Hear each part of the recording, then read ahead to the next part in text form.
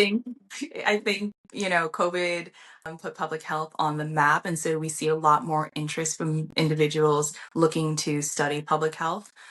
I will say though, with this current administration and the current attacks on public health, it has caused a lot of concern. And I think right now is a time where we need to get very creative about how we look at public health and look at roles that are not in the traditional public health sense. I think you mentioned this a little bit too, but how can we apply these transitionary or how can we apply these skills that you can go into fitness, or you can go into fashion with it, or you can go into hospitality, you can go and own like a wellness spa or do some wellness spa work or wellness center. Or yeah, I just think that we need to get more creative in what it means to apply public health methods in different arenas outside of just government or nonprofit.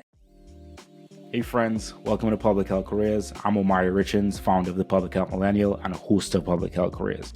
Join us as we dive deep into public health topics and career journeys. You hear diverse career stories, absorb professional development and career strategies to help you learn, navigate, and transform your public health journey.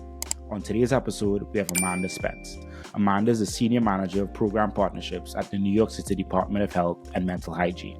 She's a public health equity strategist and program leader with over 10 years of experience across healthcare, nonprofit, and government sectors. She's passionate about creating innovative, community-driven solutions that close systemic gaps and improve health outcomes. She conferred her bachelor's degree in international relations with a focus on the developing world and a minor in anthropology from SUNY Geneseo, and later completed a Master of Public Health in Health Policy and Management at New York Medical College. In today's episode, you'll hear and learn more about how her work focuses on closing systemic gaps in public health through equity-centered programs, why addressing the needs of the most marginalized people and communities benefits everyone, how understanding systems thinking is crucial in public health, and why that pushed her to pursue a Master's of Public Health, why advocating for oneself is key to career advancement, how pursuing real-world experiences during grad school can be invaluable, and much, much more. Be sure to hit that subscribe button and enjoy today's episode. Hey, this is Amanda Spence. I am a public health practitioner, and you are listening to Public Health Careers. Amanda, super glad to connect with you and looking forward to hearing more about your experiences. Welcome to the show. Thank you. Excited. Yeah, so let's jump into things. How do you identify and tell us a little about your personal background? Yeah. So I'm a Jamaican-born immigrant. I would describe myself as Jamaican American now. Pronouns are she, her, hers. Currently living in Jersey City. I've lived here for a little over 3 years now. And outside of public health, I have a slew of hobbies. Those include reading, hiking, fitness, wellness. Right now, I'm actually training for a high rocks competition, which is a fitness competition in June, and it's really been challenging me. If you know me, I don't love running, and so it's been pushing me to run a bit more. But I am excited for that. And yeah, that's just some of who I am outside of my career. Well, we appreciate that. And it's funny you said that because one of my friends from Trinidad just did a high rocks. And I Oh was like, yeah. I never really heard of this before, but it Yeah. looks really cool. And he was also complaining about the running portion and him like training for the next one and how he's Yeah. like making sure to run some more. So what exactly is the high rocks? Yeah, so so Hyrox is a mix of, I want to say, those who like to do CrossFit and those who just love to run. If you've ever looked at like Tough Mudder or like the Spartan races, they have obstacle courses in between. So you have to do like a 1 km, then you have to do like a sled push, and then another 1 km, and then you have to do like wall balls, etc. But it is a place for anyone at any fitness level who is interested in just challenging themselves. And what I really love about High Rocks is if you watch the videos, you not only see like super fit people, there are people who are older in age, there are people who are in wheelchairs and, doing this competition, and it just feels very inclusive. And my family has a history of including fitness into our daily lives and movement into our daily lives. So this is a good space for that. Well, I love that. Good luck. I hope that you get in the form of running and you're able to do your Oh, best out there. thank you. Yeah, you're most welcome. And then switching just to highlight some of your expertise, you have done a lot of work in the health equity and community driven program designing space. Mm-hmm. And a lot of your work currently centers on closing systemic gaps in healthcare through equity centered programs. Yeah. What led you to this path? Yeah, that's a great question. So I think what led me to this path really is how I grew up. It was a combination of just my family and our emphasis on being like health conscious. So I grew up in Jamaica. I grew up on a farm, and so a lot of what we ate was centered around like eating from the earth, so different root vegetables, different fruits, and then when we came to the States, my family kind of still incorporated that. My mom has a garden in which we pick like fruits and veggies. Um, and however, I'd say that things really, as I was like in school and seeing other students who are, I want to say, were really intelligent, they were giving the access to certain opportunities that I felt like my family and I were able to have. Like I recognize that we had certain privileges, so there was an emphasis on education, and an emphasis on taking care of your mental, spiritual, physical health. But then there were students in my classes who I felt like, she's just as smart or he's just as intelligent, but they're struggling back at home because they have a sickly parent or they have several brothers and sisters that they need to take care of. And so for me, I just couldn't really understand why that was happening. And then as I got older and studied public health more, you see that usually there are higher rates of chronic diseases among Black and Hispanic individuals, so like hypertension, diabetes, and those are largely preventable. And so my work focuses on a lot of that right now and just wondering how we can create systems and physical spaces for our communities to thrive. And what does it mean to apply a health equity lens to program design and implementation? Yeah, that's also a really good question. For me, it means looking at those who are most marginalized and looking at those who are, I don't want to say on the fringes, but like most marginalized communities. Because if you're able to look at those communities, ask them what their needs are, address those needs, and give them proper access to gaining the help that they need and improving the quality of life that they have, I will guarantee you, if you dress it through them, everybody else in the population will also be set when it comes to um, receiving healthcare. And so, yeah. Yeah, and really thinking about, I think a lot of framing now is like equal opportunity in the Mhm. sense that giving everyone, I don't know, just wording wise, but yeah, appreciate that. And I think it is so important that we continue to try to center the persons, communities that are most marginalized, most impacted by the issues that we're trying to solve, because within them are the solutions for the things that we're trying to work on. Yeah. Yeah. Those communities are usually the most innovative too in how they make things work. And so if we listen to them, we can get more creative ideas on solving old stuck systems.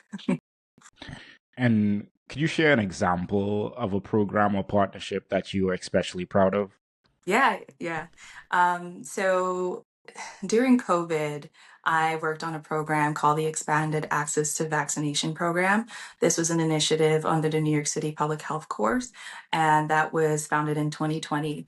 Um, this initiative, I worked with another manager on our team. I wasn't a manager at the time, I was a project manager. But we were able to deliver vaccinations to high risk neighborhoods. And so, high risk neighborhoods usually, I think you've seen in the news how COVID really emphasized the disparities of certain communities, usually Black and Brown communities, because they had chronic diseases, comorbidities. But we were able to look at these neighborhoods and expand access to vaccination care. So the delivery of COVID vaccinations by 20%. We were able to do 300 plus community health events with our partners. So with our community-based organizations, small practices, FQHCs, or federally qualified healthcare centers, for those who don't know, and then our FEMA sites. And we also, I helped to onboard and train, distribute 54 community health workers to work at these small practices sites to help with screenings around health related social needs. So it wasn't just, hey, get the vaccine, but it was, hey, what are you needing right now? Is it food? Is it housing assistance? Is it legal assistance, et cetera? And then connecting them to services so that they can go ahead and receive a holistic sense of care. And how important was it for you all to have or build those relationships with those partner organizations? So very important, because they all have a role in the community. They all have certain access points to patients in the community or just different patient populations. And so it was very important to be able to work with them and deliver that care. And then to highlight some more of your expertise, Mhm. we'll learn that you have worked in many different sectors with your public Yeah. health experience, including Mhm. nonprofit, government, global service settings. Yeah. How has that shaped your approach to public health? It's funny because at first I think I thought of it as, oh, wow, you're a generalist. You don't have a specific thing but I actually now I look back at it and I'm like, this has given me such a big picture idea of what it means to work in healthcare. It's allowed me to creatively problem solve. And there's so many different ways in which, learning in these different sectors, like there's a lot of overlap and I'm able to apply them now in my current job. And so um, I've been very lucky to work in nonprofit, to work in government, to work in the global sector. And so it's been quite a journey, but I think one that makes me unique and stand out. Yeah, absolutely. I think to the point of like the public health skill sets allows you to be effective and work in these different parts of public health. And I think being able or having that experience really does enable you to be a more holistic, like or just understand things from a more holistic approach, understanding. Yeah. Yeah, yeah, 100%. You're right. And what skills do you think are essential for professionals navigating today's evolving public health landscape? Yeah. Um, Ooh, that's really good. I think in today's public health landscape, you have to be a great problem solver. You have to be resilient. You have to practice compassionate care. You have to be organized and you have to understand data. I'm not saying that you have to be a data analyst and get really nitty gritty into the dirt of it or into the muck of it, but you do have to understand how to display data and how to do a bit of storytelling through it because it's the only way that you can get buy-in from other people to understand that your topic or your research or your program is I hate to say like worthy of of investment, but it's a good way of delivering your message to different audiences. And potentially too it comes back to funding as well. If you need funding, it's important to know how to story tell and deliver your message in a way that's convincing.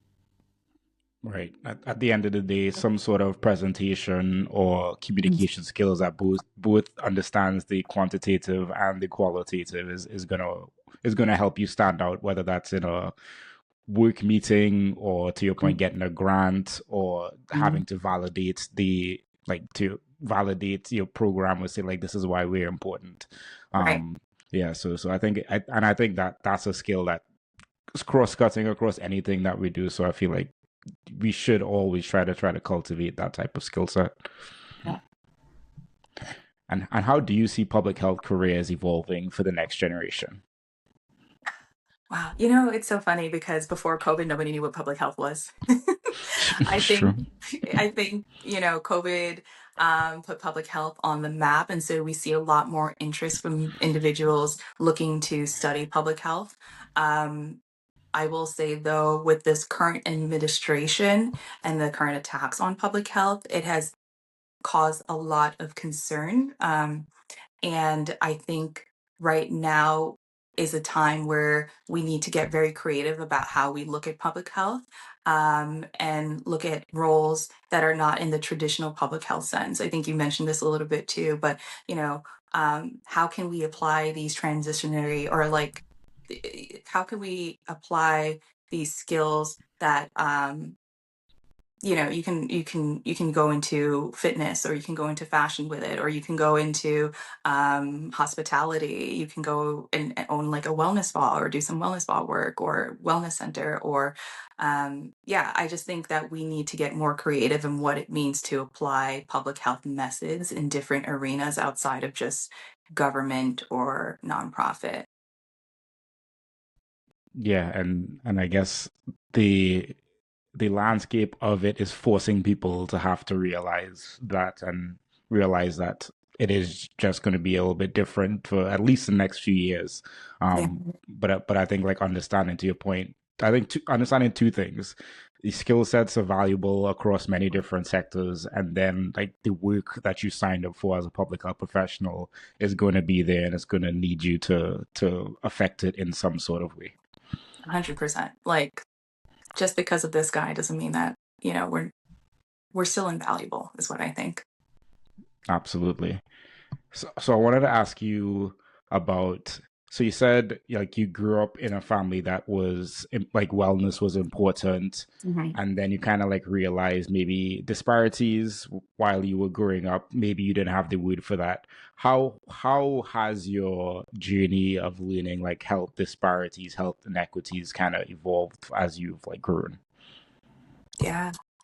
Um, wow. I think it's grown a lot. I think that, you know, health disparities and health inequities have evolved as I've grown because I've moved a lot from like Jamaica to the States. And then I've lived in different communities in the States, whether it was like a predominantly white community or more mixed community, and seeing what was impacting each of our people in that space.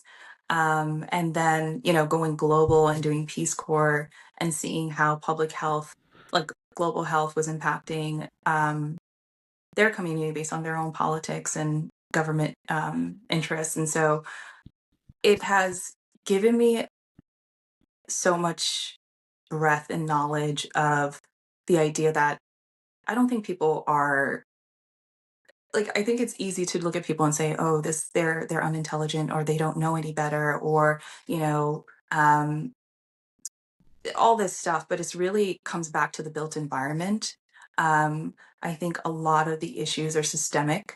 I think a lot of what we can solve for is through these programs, through program design, through policy work, through funding for making sure that marginalized communities are getting what they deserve and having access to healthcare resources that they deserve, and just like really defining a bare minimum of what it means to have a certain quality of life all around for everyone. I think that's so crazy that, I just feel like everybody is valuable and everyone should be deserving at a minimum level of quality of life that can give them just stability. And then from there, whether or not you want to do more than that is up to you.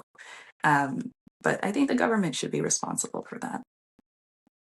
Yeah, I agree. I think it's so important, and to your point, I feel like people are easy to point and say like, "Oh, these undeserving people," because that's the easy thing to do, as opposed Mhm. to say like the hard thing to do is to think about, okay, why are they in this situation, and then that Right. takes you into the historical context where you kind of understand and unearth like these health inequities and health disparities that have been baked in so many different and nefarious kind of ways throughout history, and Mhm. then you're like, oh, okay, then I feel like it kind of makes sense. But appreciate that. Yeah, no problem. And what does public health mean to you? Yeah, I think public health means to me, what it means to me is just providing preventative care for all, providing access to healthcare resources for all, building that within the environment, and not waiting until people get sick and have to pay these exorbitant hospital bills. Like, I think. Yeah, absolutely. So shifting now to your academic pathway. Before you've done all this great work and gained all this experience and knowledge, you began your career with getting a bachelor's degree in international relations with a focus on the developing world and a minor in anthropology at SUNY Geneseo. Yes. Tell us more about that process and what you learned throughout that your academic path. So I don't know. Well, you get it too. I come from a family who was like, "You're going to be a doctor, right?" I Yeah, think that's same. the like Caribbean experience, is that you're either going to be a doctor, a lawyer, or something humble like a nurse or a teacher. And so I went into school like as a bio major, started off there, realized I'm not great at bio. Like, I appreciate the subject, but I'm not good at it. And so I had to pivot, right? And what that led me to was trying, I think there was a semester where I didn't call a major. Like I went back from bio and I was just like, I'm just going to take a semester of classes. So I took classes in like global health, women's health, and learned a little bit more about international relations, and I decided that I loved it. And so with international relations, I did a lot of research. I did a lot of, I found it fascinating because it's kind of like human psychology a bit, you know, like on the individual level, this is how we operate, but on a state level, on a national level, this is how we operate because of certain resources that we want to hold on to, or, you know, like you're, you have an alliance with this guy or you don't. So it just was fascinating to me. And then anthropology, I had a mentor and professor named Dr. Rosemary Chirici, who has since passed. But with her, you know, she introduced me to more of the public health space. So she actually is from Haiti, or yeah, she's from Haiti, and did work with Paul Farmer and Partners in Health, which really inspired me. She also like founded a clinic in Haiti called Project Hope, and it really just inspired me to think of how can I create impact in this area? And so my friends and I, we actually established the first chapter of a Partners in Health Engage chapter to the SUNY Geneseo campus. And with that, we held things like monthly educational trainings. We did fundraisers, galas, etc. And it led me to do more work in public health post college. So that's why I joined Peace Corps, because you know, there was a class that I took with her that was about creating a simulated NGO. And it was called Mark was the name. So Mothers Advocating for Reproductive Knowledge. And that inspired me to want to see what it was really like to go abroad and practice public health and do some global health work. And that's when I went to Guinea, West Africa, and did maternal child health care work. And when I came back, we actually published a chapter together called What If We Were to Go? Undergraduates Simulate the Building of an NGO from Theory to Practice, which was talking about the experience from developing that simulated NGO and then me going to Peace Corps and experiencing what that was like and truly taking that theory to practice, like giving that full 180. And so, unfortunately, she passed right before we published it. But it was, yeah, I think I'm going on a tangent now, but it was quite the experience. No, definitely not a tangent. I think you're going right where we'd like you to go. So in being able to go from like undergrad into Peace Corps in the Guinea, and as you're saying, you were able to publish this paper from going from theory in your class to actually practicing and doing some of this work. What were some of the biggest challenges at that time for you? Biggest challenges at the time, like while I was In in Peace Corps? in taking Or things from theory to practice in yeah. that work. Yeah, I think the biggest challenge is you think when I was in Peace Corps, okay, when I went, I thought I was going to save the world, right? I was like, I'm ready. I'm going to be an ambassador. It's going to be great. Like, had these huge, huge, huge, big dreams.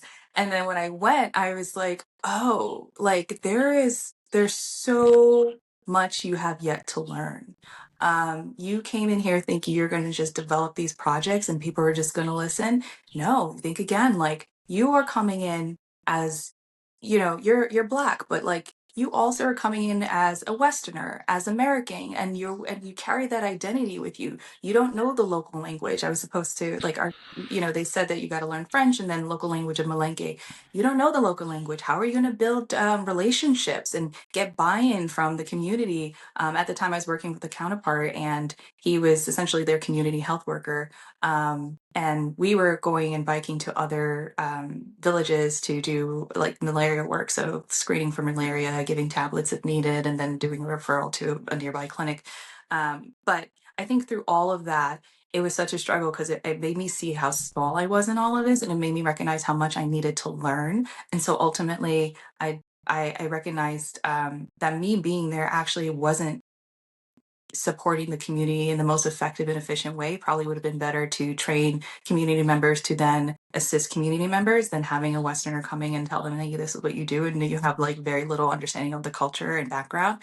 And so I made the decision to come back to the States, and I applied for grad school, got into New York Medical College and started my public health degree, and then soon after started working for the New York City Department of Health, where I'm still at now. Okay. Okay. Well, thank you for sharing that. I think that is very illuminating, and I've heard many stories similar to that, Mhm. and people in people's experience in really understanding that it is, especially when you are someone that's an outsider, quote unquote, coming in, and how hard that is to actually do things that maybe necessarily you want, but having the community really hold you accountable, or hold you to like the speed of trust and all those things. And yeah, also heard a lot about, yeah, is this the best model to do this work as opposed to what we try to do here, right? In the Right. US, it's like we try to build people up within their own communities. Exactly. So why not do that similar thing? Okay, so you got your bachelor's in international relations, Hmm. thinking about like NGO work, global health work.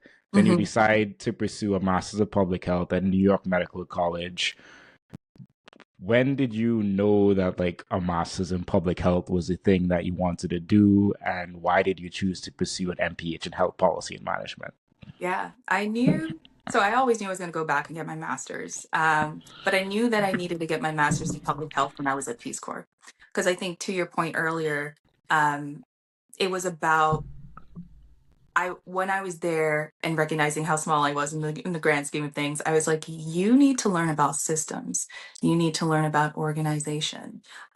Because I saw a lot of little things like, for example, vaccinations not being stored properly. And so you'd have a shelf of vaccines in a hot, heated room. Who knows if they're still working? You'd see like public records, they weren't organized. And so there was a lot of people who had walked up to and they'd be like, yeah, we don't really know what our age is because like our public records are kind of lost. And so that's when I was like, oh, it's not just come here, build a project, go forth. It's you need to understand systems thinking. And that's when I decided to come back and pursue my master's degree in New York Medical College. And I thought that I knew the American healthcare system better. It's a better use of my skills and time, and to help communities, um, marginalized communities, and get them up to up to speed. And I decided on a health policy and management degree just because I thought I was between behavioral health and health policy and management, but I thought health policy and management would be a good way for me to be a leader in this space as well. And so I went for it. Love the classes that I took, and I'm glad that I did that. Yeah, that's awesome. And similarly to you, I did a health policy and management concentration with that same kind of focus of like trying to, because I was also a biology major, very micro, microbiome type stuff before, and I was like, I'm gonna do like the management stuff, the systems thinking, because I've never been able to do that, and I think it's really worked out very, very well. So, Mhm. and how did your graduate experience prepare you for leadership and program management work that you do today? Yeah. So would you, like I said, I was in grad school at the same time that I was at the New York City Department of Health. So Hmm. got in grad school August of 2018, worked at the New York City Department of Health end of November 2018. And so I had the very unique experience of being able to learn and apply it at the same time in my work. And especially during COVID and doing COVID response work, and being at the higher level courses, I was able to apply a lot of my knowledge to the like expanded access to care program, as I mentioned, with project management. Um, so yeah, I hope that answers the question. Yeah, absolutely. So when you came into the New York Department of Health and Mental Hygiene, am I Yeah, saying that correctly? yeah. Okay. What was your role, and was that something that like you envisioned that you would work during your MPH program? Yeah, when I first started, it was not a role that I envisioned, if I'm being quite honest. I was a client services specialist. I was doing health IT work. There was a program called Meaningful Use, which was basically helping providers learn how to adopt, implement, and utilize the electronic health record systems to improve quality improvement for their patient populations, which I just said a lot, but it was very techy. And so I would have a panel of like 40 providers, and work with them and say, okay, if you do this, this is how we can make sure more of your patients are being seen or following up. And here are COPD alerts, which is saying, don't mix this drug with this drug when you try to refer them for whatever diagnosis you gave them.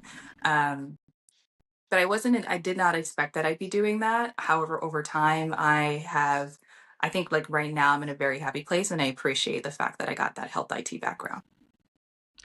And so this is a question I didn't plan to ask, but I think it's a good question right now. Many people might be entering into an organization where they might necessarily like the role that they're in, but they Yeah. might want to grow in the organization to Yes. a place where they can be in a role that they like. Mhm. What was that like for you, or what advice would you give to someone else trying to navigate that? Yeah. I think you have to advocate for yourself. The role that I have now it didn't exist before. Senior manager of program partnerships did not exist. The project manager position actually did not exist on that team before. And I basically kind of just said, this is what I want. So I think, you know, if you are looking for certain roles, be clear with your manager on where you want to grow, what skills you want to gain, what roles and positions what titles you would like to have. You have to do your own research. I very much did a lot of research before I decided on this title, and I always led with my interests. I think I lead less about the money, but more about like the interest of what I want to gain. For this particular role that I'm in now, it's I do more like grant management, grant administration work, while I'm still developing and designing, implementing programs. So.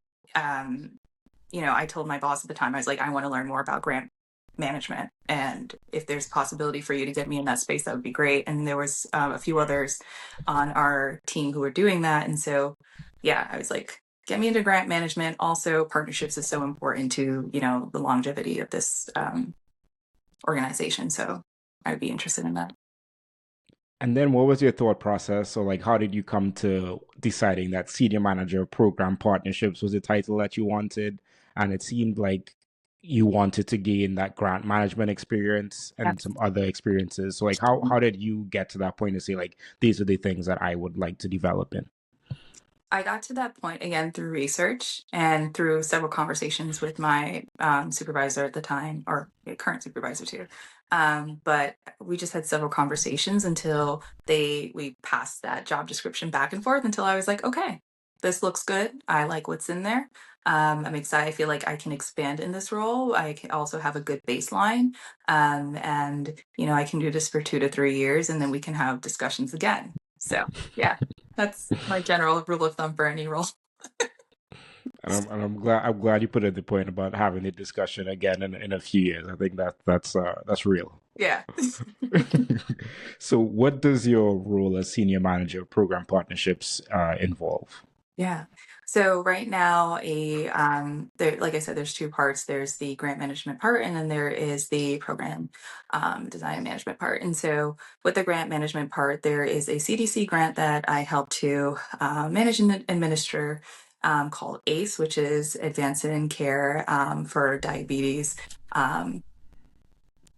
Equity management and prevention. And so with that grant, it's been cool to work on contracts, budgets, invoicing with our several different partners, whether that be with community based organizations or small practices, looking at how we can bring in some of the so we work with a platform called Unitas, and they do referrals for social needs services. So we incorporate that within the grant as well as another partner. And so um, we'll have like different partners adopt that technology and then refer their patients based off of that.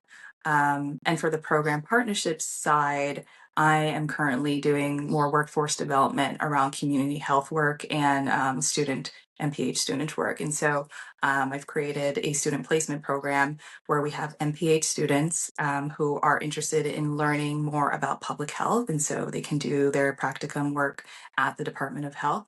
And then there's a second point to it where there's community health workers or students who are doing a course in community health work where they can come to the Department of Health as well. And I will help to assign them different places throughout our New York City small practice clinics where they can be on the grounds and help with some of referral work or help with some of the administration work there. So those are like the two parts of just like grant management and program design and management. I really love the student placement program work that I'm doing. I get to be, a mentor and give them opportunities for, developing the workforce in the future. And I think that's so important. So yeah. And then of course the grant stuff is great too. And for the student mentorship and the workforce development type work, what makes a successful student intern, or yeah, what makes a successful student intern? Yeah, right now we have a stellar student intern. I'm not going to name their name, but what has made them very successful has been their hunger. I think they are so passionate about public health. They're so passionate about the care that they give back. They want to learn about everything. They don't limit themselves. They have an open mind and they're flexible. And so we've been able to give them several opportunities. They've been open about what they wanted to learn. And we've been able to give them several opportunities to work on that as long as it's, possible. So I think someone who is passionate, compassionate, organized is very good. Someone who is, wanting to give back in the space of public health, who it's again good with data. You don't have to know data, but be okay with like dabbling in it. Um, Really makes for a stellar employee. And you also just have to be good in relationships with people. I think that's a soft skill that people sometimes overlook of like I can just do my work really well and not get along with those around me. But as long as my work is looking great, then it doesn't matter. And it's like, actually, no. I hate to say it, I think it's maybe partly office politics, but it's also just like learning how to work in community with others and making them feel comfortable with collaborating on a big project with you. And on that note of like relationships, we spoke about the importance of like partnerships with different organizations within the community. Mhm. So how do you go about developing good relationships with those partners and creating those types of relationships and partnerships? Yeah, I think a lot of it has to do with defining what the common goal is, right? Defining the barriers to getting to that common goal. Um, Talking about which resources we each have that can like help get to that point of movement for that project or program, and also just being transparent, being open, being friendly, and being realistic. Like sometimes somebody gives you some out of pocket suggestion and you're just like, listen, we can't do that. It's not in the budget right now. Or we don't, or like, maybe that's a future plan or, how, or asking like, how did you get to that point of thinking? But I think, collaboration is great and it just allows us to touch more people and have more impact. What do you enjoy most about your work? Hmm. I like that it keeps me mentally engaged, and I like that I get to work with some incredible people. The people that I work with are so intelligent and, like I said, compassionate, and they all care about the work. They all care about the impact that they have on all New Yorkers. And so it's just been a really, um, like it's been such a good space for my mental health, I think. But also like I'm constantly being entered into like new projects or exposed. Like I always know that there's opportunity is there as long as I ask. And so it feels like there's always room to grow. And like the skills that I gained here, I don't know where else I could have gained in so quickly somewhere else. But like it's just been a real gem of an experience. And what's most challenging in your role? I would say the most challenging thing in my role, it goes back to relationships. Like relationships are great. And then sometimes like there's so many different people of so many different backgrounds. Sometimes you don't know this person had a hard day. And what I'm recognizing is that a lot of how a person feels or acts or reacts to you or doesn't react to you, it has a lot to do with sometimes with themselves, right? So it's like navigating difficult conversations or navigating difficult personalities. Um, that can be the hardest part. But with that, I try to always say, don't take it personally. Try to be straightforward and compassionate. Try to create a safe enough space where they feel like they can, let their guard down and feel like you have this sense of trust between you two. Um, and that way we can get the work going. Cause, at the end of the day, it's just work. But, we got to keep these relationships going. And rewinding a bit, you Mm. had a couple roles at Planned Parenthood Federation of America. Yeah. So maybe tell us when in the journey that was and what skills did you take from that experience that you now apply in public health partnerships and program design? Yes, yes, yes, yes. Oh, I loved working at Planned Parenthood. It was one of my first jobs out of college. So, um, I worked at Planned Parenthood Federation of America. I worked on their gift planning team, and that was about fundraising through wills. Like some people are just like, I want to give a donation to this organization through my will, and I'm like, okay, great. What I learned through that process, though, we worked with 54. I think it was 54, 56 affiliates at the time. Now they're down to 49. But I would process all the donations that were coming in for these different affiliates in their requests and then create a financial report for each of the affiliates saying, hey, this is how much you were granted by this donor.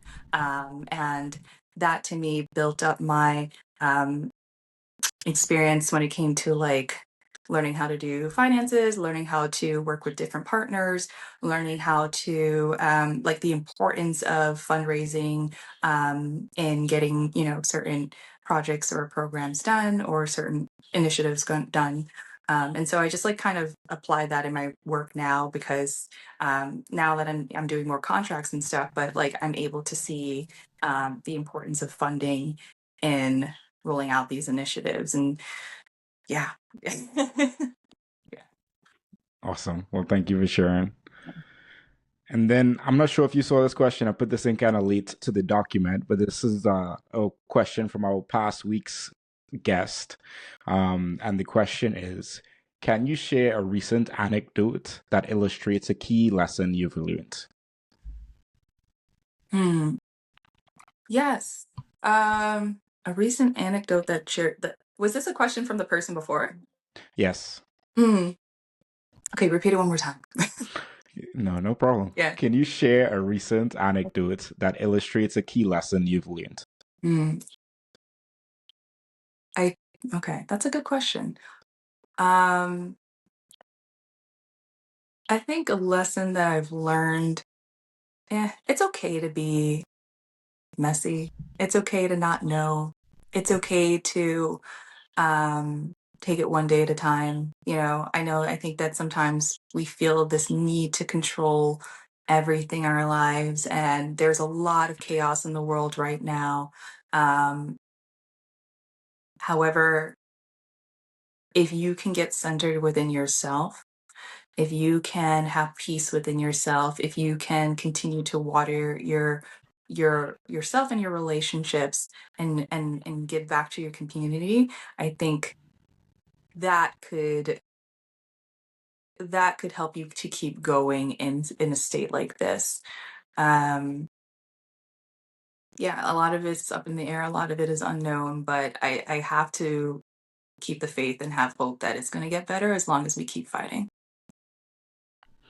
And now moving you on to the Furious Five, the five questions that I Mhm. ask all guests. Okay.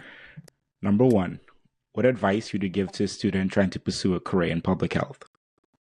I would say to before you go to grad school or anything like that, just make sure you get as much experience as possible. Make sure that this is the right move for you. Public health is a very service oriented job, and you have to be compassionate. You have to be, um, what is it? You have to have a level of cultural competency. You have to be curious and have some grit. Reach out to people in your network, whether that be in your school or outside of school, ask them for advice. I did that a lot before I applied to any like grad school programs. Um, you know, make sure that you are able to hone on what specialty you want to do and the future that you want to have, right? Like, public health isn't known for being a area in which you make a ton of money, right? But I think that think about the specializations that you might want to go for if you're going to grad school, and then think about what kind of lifestyle they can provide you, and then get creative. Again, you can work in tech or anything else. I don't want to just put tech guys out there as like the money maker, but there's other things. Just like get creative. You can go into consulting if you want. Create your own business. Number two, if you're talking to someone wanting to get into your position, what advice would you give them? I would say, again, advocate for yourself. I would say seek out opportunities, whether that be through networking or through career fairs, where you see that reflected, like the job title. Look at what the job description is and what skills you would need to have in order to perform in those areas, right? So, like right now, I mentioned I do grant management, I do program management, and so you want to you want to look at what that entails, right? So, have you done any partnerships work in your community? Have you done any project management work? Have you done any data work? Have you done any contracts work? That kind of stuff. Just make sure that you have a baseline of skills. You don't have to have everything, because anybody can be trained. You know, be likable, but it's good to have some of the skills in your toolbox. Great insights. Number three, what's something you are working on improving in your life right now? Mm, wow, this is so good.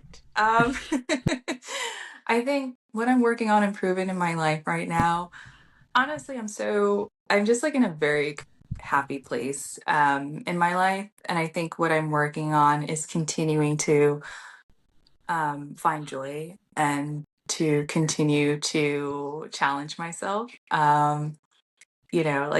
Like I said, I lean into my hobbies. Like I do work, but I also have my hobbies. Like I love reading fantasy, I love reading romance, I love my webtoons and anime and working out. And like I'm such a, like I don't care anymore. Before I was like, oh my God, I'm such a nerd and I have so many interests. But like now I'm just like, what, it's fun. Like embrace that. Like you don't have to stop doing those things just because you're no longer in your teens. Like, bring that back, and then find your people. So that's what I've been doing. Love that. Love that. Embrace yourself fully. That's for Yeah. sure. Number four, professionally, do you recommend anything? Yes. Professionally, like recommend anything like in terms of like a book or a podcast or anything like that? Yeah, anything like that. Okay. All right. So right now I'm reading a book called Legacy by Dr. Uche Blackstock. Okay. Yeah. Hmm.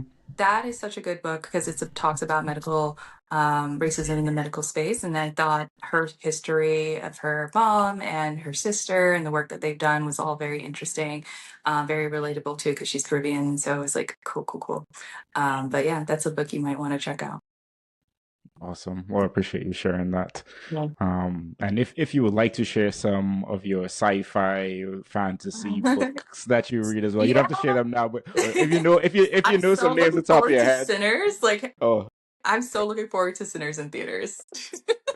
I've heard really good things. Yeah, yeah. And then You- also Nosferatu was pretty good. If you what's that? Nosferatu, Mm-mm. oh my God, that's like Dracula. That's his like full name is Nosferatu. But they had a movie called Nosferatu that passed, and yeah, it's Okay. really good. So it's just this history of Dracula, and yeah. I will add those to the show notes and I'll add them to my list of things to watch. Okay. And then, last but not least, if there was one piece of advice you'd give to your younger self, Yeah. what would it be? Stay the course. Stay the course. Like there are so many distractions in this world. There's so much noise in this world. And it will make you doubt yourself. But as long as you're able to come back to and say, this is what I value, this is what I want for my life. I don't have to deal with XYZ experience if I don't want to, whether that's in my career or my relationships. Just stay the course and believe in it. And like your life will soon after, I think, reflect that. So yeah, that's what I tell my younger self. Just keep believing in yourself. Awesome. Great advice, great insights. Thank you so much, Amanda, for coming on and sharing your story and your insights with us today. You're welcome. You're welcome. I'm so excited I could come and do this. Yes. I'm glad that you're able to as well. Housekeeping items, everyone. Thank you all so much for watching or listening to this. Be sure to subscribe if you have not as yet. Leave a like, leave a 5-star review, and share this with a friend who gets some value from it as well. See you all next week. All right. Peace, everyone. Bye.